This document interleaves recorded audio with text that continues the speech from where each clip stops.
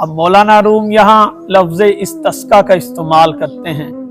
استسقا وہ پیاس ہے جو انتہائی شدید قسم کی ہو اور پانی پہ پانی پینے پر بھی وہ پیاس نہ بجھے، تو مولانا روم فرماتے ہیں کہ وہ بندے جو ان حسین چہروں کو دیکھ کر جن کی پیاس بجھ جاتی ہے وہ تو اپنی جگہ ہیں، مگر اس دنیا میں کچھ ایسے فقیر بھی ہیں جن کی پیاس اس سمندر کو پینے کے بعد بجھتی ہے۔ وہ کون لوگ ہیں؟ وہ اللہ تعالیٰ کے دوست ہیں جو اس سے حباً شدید یعنی شدت کی محبت کرتے ہیں، اور اس کے دیدار کے بغیر جینا ان کے لیے محال ہے۔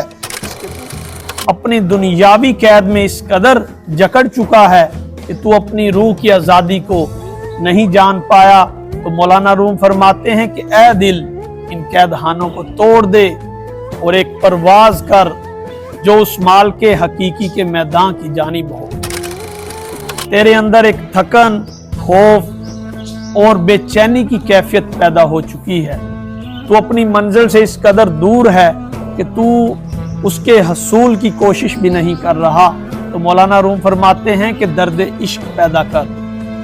جب تیرے دل میں عشق کا درد پیدا ہوگا، عشق کی تڑپ پیدا ہوگی، تو تجھے پرواز کے لیے پر لگ جائیں گے، اور تیری روح جس کو ہم نے آزاد پیدا کیا وہ پرواز کرے گی اپنے اس خال کے حقیقی کی جانب جو اس کا محور اور مرکز ہے۔